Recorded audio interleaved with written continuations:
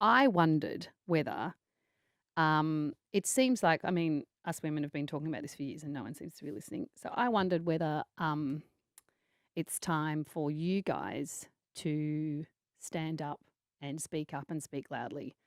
And I think sometimes men don't think about what it's like to walk in the shoes of a woman. Mm. So I'm thinking if you read out the thoughts that I wrote down, I don't know if it might mean more people will listen or if it might just give a different perspective about what it feels like to be a woman in this country at the moment. I will happily stand by your side, rage with you, do whatever you need. It's taken me days to work out what to say about the crisis that our country is in at the moment. Not because I don't have things to say about the abhorrent number of women dying every week in our country by the hands of a man, but because I no longer know what to say because it feels like we are yelling into the abyss. We are exhausted.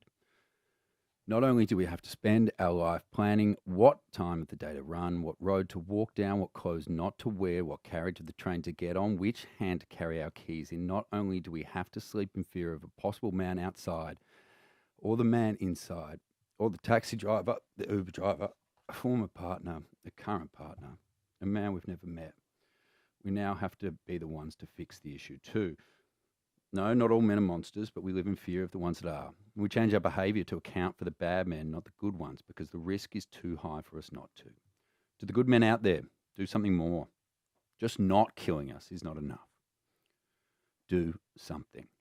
If 32 people were killed by a terrorist, we would take immediate action. If 32 men in Lycra riding their bikes on a Sunday morning, laws would be drawn up overnight to stop it happening again. Do something to help us women. You literally wouldn't be here without us. Stop talking about it, do something. What we are asking for is not too much. We're simply asking to have the same basic right as you, the right to live, to be safe.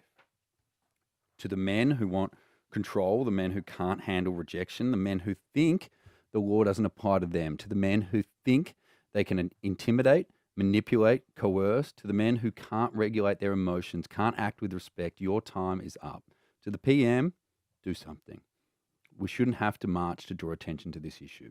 You know what the issue is. Please do something more and now. Government, stop building another freeway for a moment. Build a safer future for our daughters. This is not political. This is not a matter of opinion. The facts speak for themselves. Every 4 days,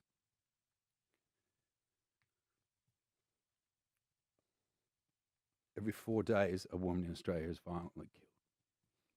Last year, the government set a target to reduce the number of women killed by their partners by 25% annually.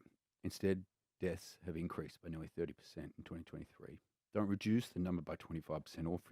How about make it so no women are killed by their partners?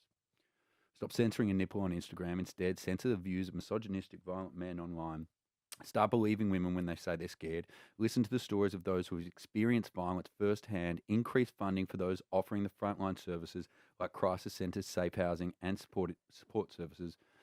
Give them sustained funding so they can spend their time helping women, not lobbying for their next round of funds. Don't allow violent offenders the chance to offend again. I know I absolutely do not have the answer, but there are so many groups out there who spend their life working in this area. They know some of the answers. Listen to them. If you think women are becoming shrill, think again. If you think we are being dramatic, think again. If you think we are sensationalizing the issue, think again.